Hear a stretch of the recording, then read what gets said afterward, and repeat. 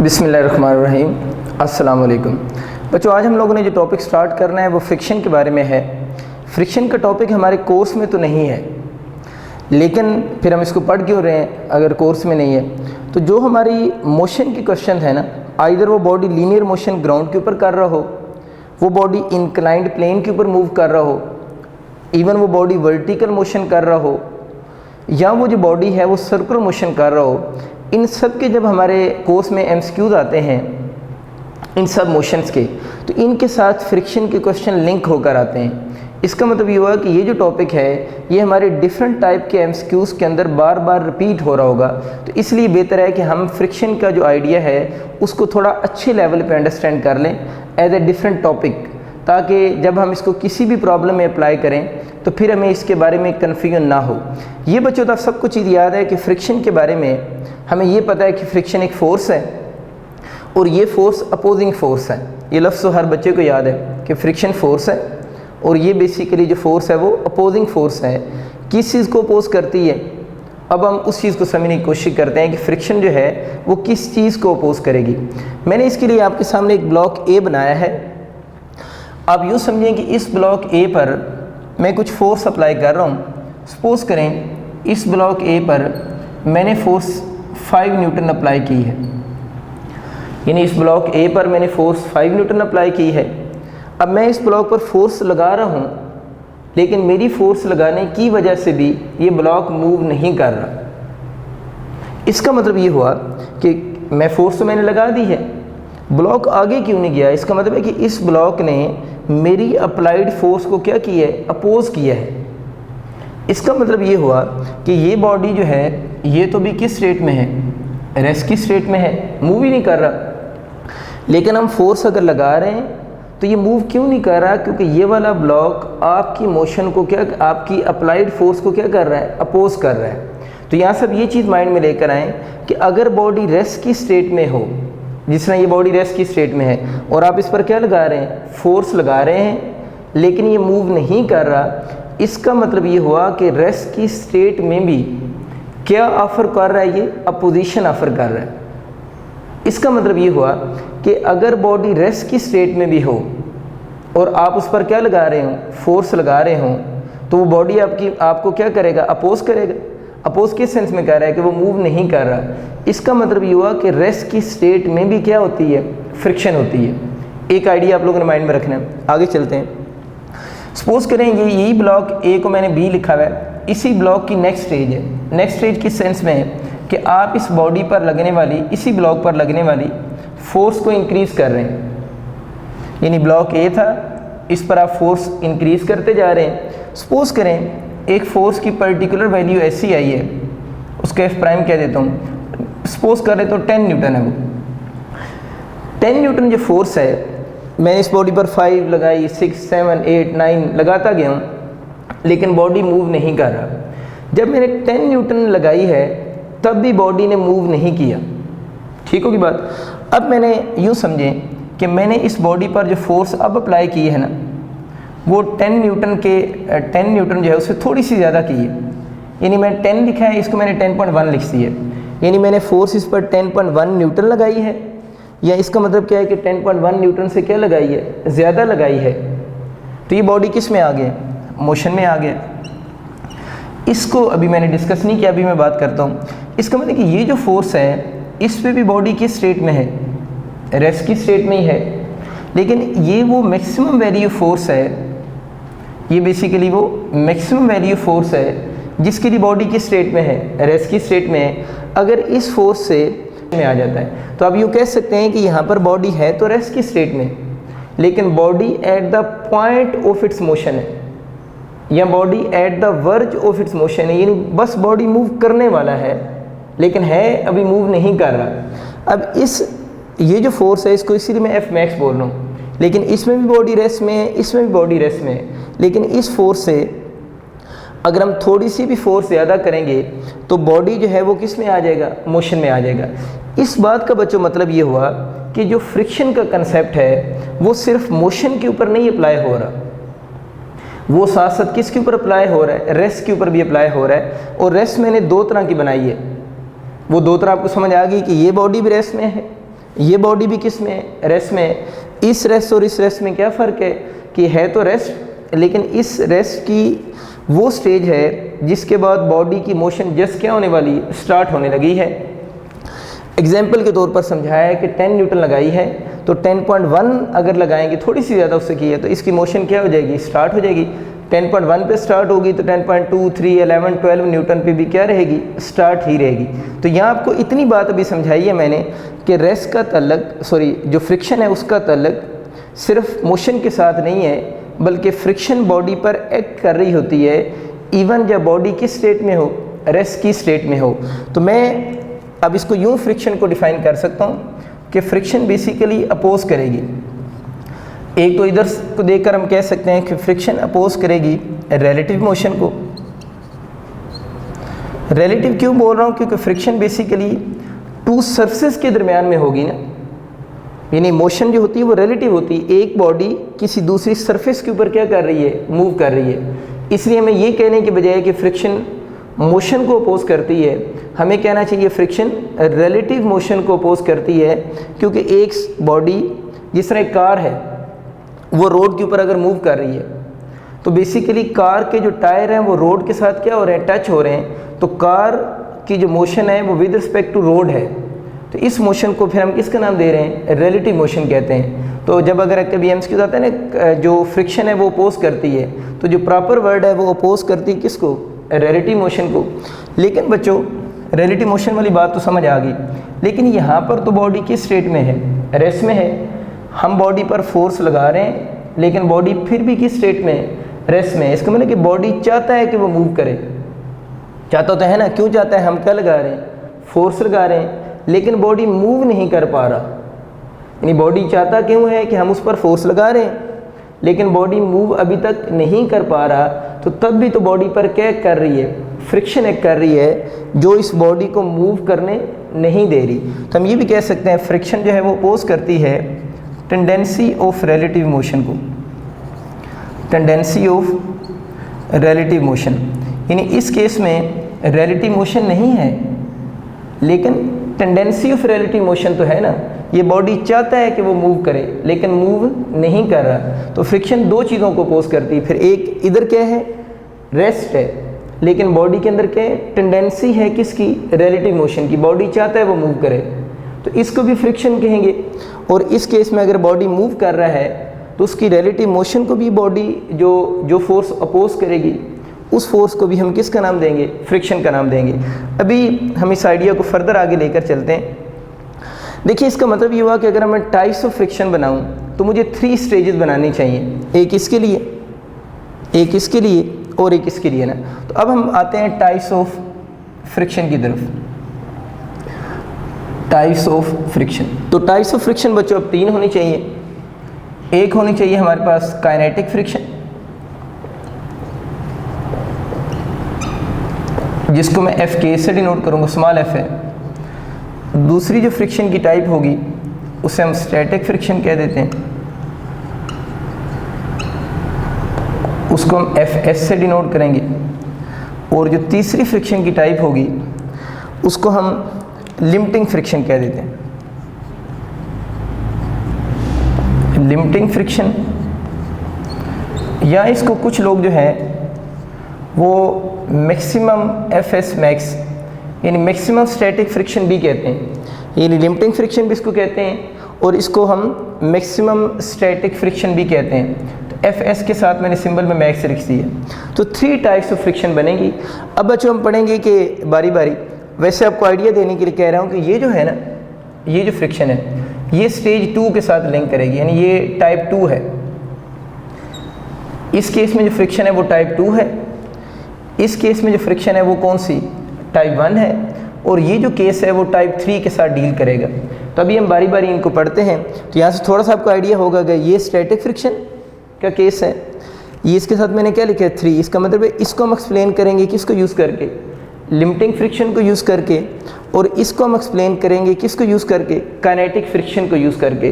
तो अब हम बारी बारी इन तीनों फ्रिक्शंस को देखते हैं कि इनका हम फार्मूलाज कैसे अप्लाई करेंगे, ये किस चीज़ पे डिपेंड करती हैं, या इनको आप कैलकुलेट कैसे करेंगे। अब बच्चों हम स्टार्ट करते हैं फ्रिक्शन की टाइप्स को, और सबसे पहले देखते हैं कि काइनेटिक फ्रिक्शन क्या है।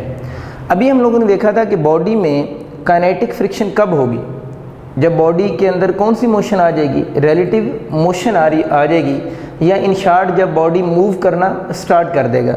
तो पहली बात हम काइनेटिक फ्रिक्शन के बारे में ये कहेंगे, काइनेटिक फ्रिक्शन कब होगी कि when there is relative motion, कि जब बॉडी के अंदर रिलेटिव मोशन हो रही होगी उस वक्त जो फ्रिक्शन बॉडी पर एक्ट करेगी वो कौन सी है, काइनेटिक फ्रिक्शन है, यानी बॉडी मोशन में है। इसको समझने के लिए हम अज्यूम करते हैं कि सपोज करें ये आपका एक ब्लॉक है, इसको एक एग्जांपल समझते हैं, और इस ब्लॉक पर आप जो फोर्स लगा रहे हैं जिसकी वजह से ये मोशन में आया है वो 15 न्यूटन है, यानी इस ब्लॉक पर आप लोगों ने 15 न्यूटन फोर्स लगाई है। ये ब्लॉक किसी सरफेस के ऊपर रखा हुआ है, और हम अज्यूम कर लेते हैं कि जो ब्लॉक है इस ब्लॉक की मास 4 किलोग्राम है, यानी इस ब्लॉक की जो मास है वो 4 किलोग्राम है, और इस ब्लॉक पर हम 15 न्यूटन क्या लगा रहे हैं, फोर्स लगा रहे हैं। अब बच्चों ये चीज़ आपको पता है कि ये जो ब्लॉक है ये जिस सरफेस के ऊपर पड़ा हुआ है उस सरफेस से इसका जो वेट होगा वो वर्टिकली डाउनवर्ड एक्ट करेगा, यानी इसका वेट W = mg होगा, वो वर्टिकली डाउनवर्ड एक्ट कर रहा है, और इस सरफेस का एक नॉर्मल रिएक्शन होगा, यानी वेट के अपोजिट जो फोर्स लगती है वो क्या होगी, नॉर्मल रिएक्शन होगा। इस सरफेस का जो नॉर्मल रिएक्शन होगा वो किस डायरेक्शन में एक्ट करेगा, अपवर्ड डायरेक्शन में एक्ट करेगा, उसको हम n से डिनोट कर देते हैं। अब हम इसको नॉर्मल रिएक्शन क्यों कहते हैं, क्योंकि ये जो है इस सरफेस के ऊपर तो नॉर्मल है ना, यानी ये जो आपके पास नॉर्मल रिएक्शन जो है इसको नॉर्मल इसलिए कहते हैं कि ये इस सरफेस के साथ एंगल कितने डिग्री बना रहा है, 90 डिग्री बना रहा है, इसलिए हम इसको नॉर्मल रिएक्शन का नाम देते हैं। जो फ्रिक्शन की कोई भी टाइप जो होती है ना उसकी डायरेक्शन जो होती है वो टेंडेंशियली अलोंग कांटेक्ट होती है, यानी ये इनकी कांटेक्ट की सरफेस है, तो जो फ्रिक्शन की कोई भी टाइप होगी उसकी डायरेक्शन टेंडेंशियली अलोंग कांटेक्ट होगी, और बॉडी की मोशन के अंडरस्टूड है वो क्या होगी, अपोजिट होगी। तो हम कह सकते हैं जो फ्रिक्शन की डायरेक्शन होती है वो किधर होगी, टेंजेंशियली अलोंग कांटेक्ट होगी, और ये तो अंडरस्टूड सी बात है कि बॉडी की मोशन की क्या होगी, अपोजिट होगी। चलिए ये हमें आइडिया हो गया कि जो इस पर फ्रिक्शन की फोर्स एक्ट कर रही है उसकी डायरेक्शन बॉडी की मोशन के अपोजिट होगी, और अपोजिट किधर होगी, ये जो कॉन्टैक्ट सरफेस है उसके अलोंग दी किधर होगी, टेंजेंट होगी, opposite to the motion of body के। चलें आगे चलते हैं। अब इशू ये है कि जो काइनेटिक फ्रिक्शन है उसको हम कैलकुलेट कैसे करेंगे। तो आप लोगों ने बच्चे याद रखना है कि काइनेटिक फ्रिक्शन जो होती है उसको हम Fk से डिनोट करते हैं, उसका डायरेक्ट रिलेशन होता है n के साथ, और n अभी हम लोगों ने क्या बोला है, नॉर्मल रिएक्शन को कहा है। इसका मतलब ये हुआ कि जो काइनेटिक फ्रिक्शन है उसका डायरेक्ट रिलेशन है n के साथ, हेयर n स्टैंड फॉर क्या है, नॉर्मल रिएक्शन के साथ, कि अगर बॉडी का नॉर्मल रिएक्शन ज़्यादा होगा तो उस पर लगने वाली काइनेटिक फ्रिक्शन भी क्या होगी, ज़्यादा होगी। अगर हम इस प्रोपोर्शनैलिटी के साइन को ख़त्म कर दें तो F kinetic is equal to mu into n हो जाएगा। इस म्यू के साथ मैं सबस्क्रिप्ट में k लगा रहा हूँ, इस सबस्क्रिप्ट में k लगा दिया। म्यू k यहाँ पर जो मैंने लिखा है ना, म्यू k यहाँ पर कांस्टेंट है, और इसका हम बोलते हैं called coefficient of kinetic friction, ये आप लोगों ने याद रखना है कि म्यू के यहाँ पर कांस्टेंट है, और इस कांस्टेंट को हम बोल रहे हैं कोफिशिएंट ऑफ काइनेटिक फ्रिक्शन। अगर आप इसकी यूनिट को देखना चाहें तो ऊपर वाले फार्मूले को जल्दी से एडजस्ट करें ना अपने माइंड में, इसको इधर ही रहने दें, ये n इधर जाकर डिवाइड हो जाएगा। तो Fk भी क्या है, फ्रिक्शन फोर्स है न्यूटन में, n भी किस में होगा, न्यूटन में, तो न्यूटन से कैंसिल हो गया, तो म्यू के की कोई यूनिट नहीं होगी। म्यू के has no unit and dimension, जो म्यू के है उसकी ना तो फिर कोई यूनिट है और ना ही कोई इसकी डायमेंशन है। बहुत इंपॉर्टेंट बातें एक दो बच्चों आप लोगों ने याद ही रखनी है। पहली बात आप लोगों ने याद ये रखनी है कि जो म्यू के है ना, ये डिपेंड किस पे करता है। तो म्यू के बारे में आप लोगों ने याद रखना है, म्यू के जो है वो डिपेंड करेगा, depend on surface which are in contact. यानी म्यू के की वैल्यू जो है वो डिपेंड किस पे करेगी, ये जो टू सरफेस आपस में इन कॉन्टैक्ट है ना, इन सरफेस पे डिपेंड करेगी किसकी वैल्यू, म्यू के की वैल्यू। दूसरी जो इम्पोर्टेंट बात आप लोगों ने याद रखनी है वो ये याद रखनी है कि जो एफ के होता है ना, जो काइनेटिक फ्रिक्शन होती है, काइनेटिक फ्रिक्शन की वैल्यू कांस्टेंट होती है। इस बात को ज़रा समझें, इस बात का मतलब क्या है।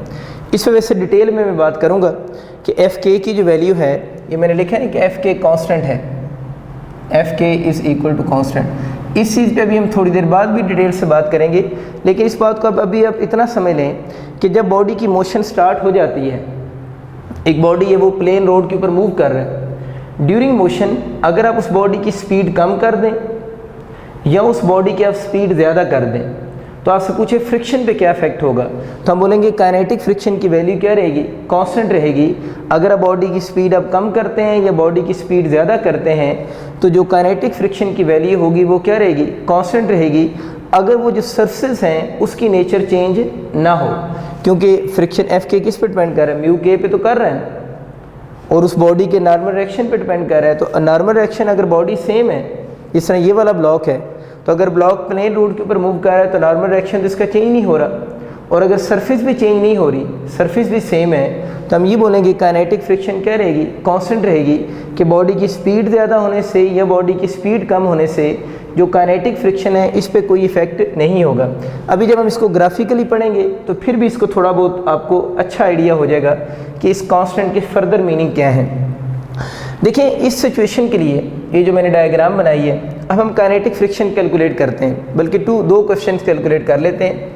एक तो ये जो डायग्राम बनी है, इसमें फर्स्ट क्वेश्चन ये कैलकुलेट करते हैं कि काइनेटिक फ्रिक्शन कैलकुलेट करें, और दूसरा क्वेश्चन ये है कि इस केस में एक्सेलरेशन कैलकुलेट करें। एक तो एक्सेलरेशन कैलकुलेट करना है, दूसरा काइनेटिक फ्रिक्शन। देखिए काइनेटिक फ्रिक्शन का भी हम लोगों ने फार्मूला पढ़ा है, वो म्यू के इनटू एन है। तो काइनेटिक फ्रिक्शन कैलकुलेट करने के लिए आपको क्या चाहिए, म्यू के चाहिए। तो हम अज्यूम कर लेते हैं कि इन सरफेस के लिए जो म्यू के की वैल्यू है वो 0.2 है, यानी इन सरफेस के लिए म्यू के 0.2 है। अब अगर हम इसमें वैल्यूज पुट करना चाह रहे हैं तो एफ के इक्वल टू म्यू के, और ये जो एन है अगर आप डायग्राम से देखें तो ये जो नॉर्मल रिएक्शन है ये इक्वल एंड अपोजिट टू क्या है, वेट है। इस केस में अगर इस केस में वेट की इक्वल एंड अपोजिट आ रहा है तो इस नॉर्मल रिएक्शन को इस केस में हम किसकी को लिख सकते हैं, एम जी लिख सकते हैं। आपको नज़र आ रहा है they are equal in magnitude and opposite in direction. अब अगर हम इसमें वैल्यूज पुट करें तो म्यू के अभी आप लोगों ने कितना लिखा है 0.2 इंटू एम की जो बच्चे वैल्यू हमें गिवन है वो 4 है, जी हम 10 ही यूज़ करते हैं। इसके पॉइंट को ख़त्म किया, ये 10 से कैंसिल हो गया, और 4 इंटू 2 8 न्यूटन। इसका मतलब कि इस केस में इस बॉडी पर इस डायरेक्शन में जो काइनेटिक फ्रिक्शन एक्ट कर रही है वो कितने न्यूटन है, 8 न्यूटन है। अब आप ज़रा खुद सोचो ज़रा ध्यान से बात को कि अगर हम इस बॉडी पर लगने वाली फोर्स को 20 न्यूटन कर दें, कितना कर दें 20 न्यूटन, तो मुझे बताओ इस फार्मूले पे क्या फ़र्क पड़ेगा, क्या म्यू के चेंज हो रहा है, क्या एम चेंज हो रहा है, क्या जी चेंज हो रहा है, नहीं। लेकिन फोर्स 15 न्यूटन की बजाय अगर आप 20 न्यूटन करते हैं तो क्या बॉडी स्पीड अप नहीं होगा, बॉडी की स्पीड बढ़ रही है, लेकिन इन फैक्टर पे कोई फ़र्क नहीं पड़ रहा। तो काइनेटिक फ्रिक्शन पे क्या फ़र्क पड़ेगा, काइनेटिक फ्रिक्शन पे कोई फ़र्क नहीं पड़ेगा। आप फोर्स को 20 की बजाय 50 न्यूटन कर दें तो क्या इनमें से कोई पैरामीटर चेंज हो रहा है, कोई पैरामीटर चेंज नहीं हो रहा। तो इसका मतलब कि बॉडी पर अप्लाइड फोर्स अब जितनी मर्जी इंक्रीज करते रहें, काइनेटिक फ्रिक्शन ने चेंज नहीं होना। इसलिए मैं कह रहा था कि काइनेटिक फ्रिक्शन जो होती है वो कांस्टेंट फ्रिक्शन है, इसकी जो वैल्यू है वो चेंज नहीं हो रही होगी। अब देखते हैं दूसरी जो चीज़ आप लोगों ने कैलकुलेट करनी थी वो इस केस में था कि एक्सेलरेशन कैसे कैलकुलेट करेंगे। देखिए बच्चे इस बॉडी पे गौर करें कि इस बॉडी पर अगर अप्लाइड फोर्स 15 न्यूटन है तो जो फ्रिक्शन की फोर्स है वो कितनी लग रही है, 8 न्यूटन लग रही है। एक्सेलरेशन हम न्यूटन सेकंड लॉ से कैलकुलेट करेंगे जिसमें F net force equal to M में लिखा जाता है। अब अगर इस ब्लॉक पर लगने वाली हम नेट फोर्स को कैलकुलेट करें तो नेट फोर्स कैसे कैलकुलेट होगी, F जो आप उस पर अप्लाई कर रहे हैं उसमें से माइनस करेंगे किसको, काइनेटिक फ्रिक्शन को। माइनस क्यों कर रहे हैं कि दोनों की डायरेक्शन एक दूसरे के क्या है, अपोजिट है। अब आपका M ऑलरेडी हमें पता है, A लिख देते हैं। अब इसमें हम वैल्यूज पुट कर सकते हैं। मुझे बताओ ना आपकी अप्लाइड फोर्स कितनी, 15 माइनस काइनेटिक कितनी 8 इक्वल टू M भी मेरा ख्याल है गिवन है वो 4 है, इनटू A हो जाएगा। 15 माइनस 8 कितना हो जाएगा 7 इक्वल टू 4A। तो यहाँ से बच्चों आपका A कितना बन जाएगा 7/4 मीटर पर सेकंड स्क्वायर। तो अब आपको मेरी बातें क्लियर हो चुकी होंगी कुछ, कि रिवाइज करते हैं जल्दी से इन बातों को। सबसे पहली बात मैंने क्या की थी कि जो काइनेटिक फ्रिक्शन कब होगी, when there is a relative motion, जब बॉडी मोशन में है फिर काइनेटिक फ्रिक्शन है। दूसरी बात ये की कि काइनेटिक फ्रिक्शन डिपेंड करती है नॉर्मल डायरेक्शन पे, और इसका फार्मूला ये है म्यू के, इसका कांस्टेंट है, इसकी कोई यूनिट और डायमेंशन नहीं होती। क्यों नहीं होती, म्यू को इधर ही रहने दें, ये इधर आकर डिवाइड होगा, दो फोर्सेस की रेशियो बनेगी, इस वजह से कोई यूनिट नहीं है। तीसरा पॉइंट आपको बताया था कि म्यू के खुद किस पे डिपेंड करता है, ये डिपेंड करता है on surface which are in contact, यानी अगर इन दोनों सरफेस की नेचर चेंज कर दें जो आपस में इन कॉन्टेक्ट हैं तो म्यू के की वैल्यू भी क्या होगी, चेंज हो जाएगी। उसके बाद मैंने आपको जो की पॉइंट बताया था कि एफ के क्या है, कांस्टेंट है। वो क्यों कांस्टेंट है, अभी हम लोगों ने देखा कि इस केस में काइनेटिक फ्रिक्शन 8 न्यूटन है। अब अगर हम बॉडी की फोर्स को इंक्रीज करते जा रहे हैं, अप्लाइड फोर्स को 15, 20, 30, 40 करते जा रहे हैं, तो एफ के पे कोई इफेक्ट नहीं हो रहा। लेकिन अगर आप अप्लाइड फोर्स चेंज कर रहे हैं तो इस फार्मूले के अकॉर्डिंग देखें, अप्लाइड फोर्स जितनी ज़्यादा होगी उतना बॉडी में क्या ज़्यादा होगा, एक्सेलरेशन ज़्यादा होगा। तो ये चीज़ है कि अगर हम बॉडी पर अप्लाइड फोर्स को इंक्रीज़ करेंगे तो बॉडी में एक्सेलरेशन ज़्यादा होगा, बॉडी की वेलोसिटी में चेंज उतनी ज़्यादा आती जाएगी। तो इस तरह हम बॉडी का एक्सेलरेशन भी ईजिली कैलकुलेट कर सकते हैं। अब बच्चों हम देखते हैं कि ऐसा केस जिसमें बॉडी पर जो फोर्स है वो इंक्लाइंड लग रही है। ये बहुत इंपॉर्टेंट कंसेप्ट है, इसको ज़रा ध्यान सुनिएगा, मैं रिवाइज करवाता हूँ आपको बात। पहले देखिए ये केस था, इसमें फोर्स की जो डायरेक्शन थी वो इस डायरेक्शन में फोर्स लग रही थी। यूँ समझिए कि उसका हॉरिजॉन्टल के साथ एंगल 0 डिग्री था। और इस केस में जब आप लोगों ने नॉर्मल डायरेक्शन की बात की थी तो नॉर्मल डायरेक्शन इस केस में कैसे कैलकुलेट हुआ था, आप लोगों ने इस डायग्राम को देखकर कहा था कि upward force equal to downward force. तो नॉर्मल डायरेक्शन mg था, m कितना था हमारे पास 4g 10 हम लेते हैं नॉर्मली। तो इस केस में नॉर्मल डायरेक्शन 40 न्यूटन था जब फोर्स और हॉरिजॉन्टल लाइन के दरमियान में एंगल 0 डिग्री था। बच्चे वही सेम केस देखें, सपोज करते हैं यहाँ पर जो फोर्स है 10√2 न्यूटन है और एंगल जो है वो सपोज कर लेते हैं 45 डिग्री बन रहा है। यानी अब जो फोर्स है वो हॉरिजॉन्टल के साथ एंगल 45 डिग्री बना रही है, अब एंगल 0 डिग्री नहीं है। अच्छा वही बॉडी कर लेते हैं, उसकी इस बॉडी की मास 4 किलोग्राम है और ये बॉडी मूव कर रही है। और सेम क्वेश्चन है, इस केस में भी आपसे कहता है काइनेटिक फ्रिक्शन कैलकुलेट करें और दूसरा आपसे कहता है इस केस में एक्सेलरेशन भी कैलकुलेट करें।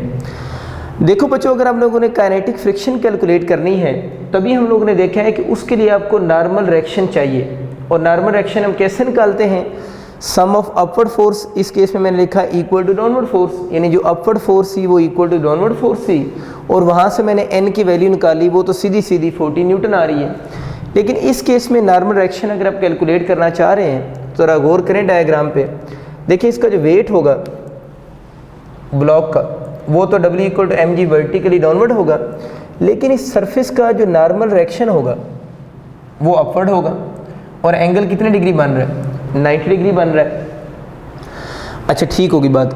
अब हम इस फोर्स को इसके कंपोनेंट्स में रिजॉल्व करते हैं, यानी अगर हम इस फोर्स को, ये मैग्नीट्यूड लिखी है ना फोर्स की, इसको कंपोनेंट्स में रिजॉल्व करें तो ये एंगल 90 बन गया। तो इस फोर्स के बच्चों दो कंपोनेंट बनेंगे, जो बेस के साथ बनेगा वो F cos थीटा और जो परपेंडिकुलर के साथ बनेगा वो F sin थीटा होगा। यानी बेस के साथ F cos थीटा और परपेंडिकुलर के साथ F sin थीटा। पहले जो अपवर्ड फोर्स लग रही थी वो सिर्फ n थी, लेकिन अब जो अपवर्ड फोर्स है वो n भी है प्लस कौन सा है, F sin थीटा भी है, और डाउनवर्ड फोर्स जो है वो किसकी इक्वल है, W की इक्वल है। तो अब बच्चों नॉर्मल डायरेक्शन कैसे कैलकुलेट करेंगे, नॉर्मल डायरेक्शन क्यों कैलकुलेट कर रहे हैं, क्योंकि काइनेटिक फ्रिक्शन में क्या यूज़ होता है, नॉर्मल डायरेक्शन यूज़ होता है। लिखवाएं मुझे शाबाश, कैसे लिखेंगे, n प्लस क्या लिखूँगा, देखें डायरेक्शन सेम इसलिए प्लस F sin थीटा। यानी सम ऑफ अपवर्ड फोर्सेस समझ लें, हो गया। इक्वल टू डाउनवर्ड फोर्स कौन सी है, वेट की है। क्या एफ कॉस थीटा को भी लिखूंगा, नहीं लिखूंगा क्योंकि ये डाउनवर्ड तो नहीं है, उसकी डायरेक्शन तो लॉन्ग एक्स एक्सेस है। हम तो sum of upward forces equal to downward force की बात कर रहे हैं। अब बच्चों हमें यहाँ से किसकी वैल्यू चाहिए, एन की। एफ साइन थीटा को उधर ले जाओ, W minus F sine theta N is equal to, W को क्या लिख सकते हैं, M G minus F sine theta.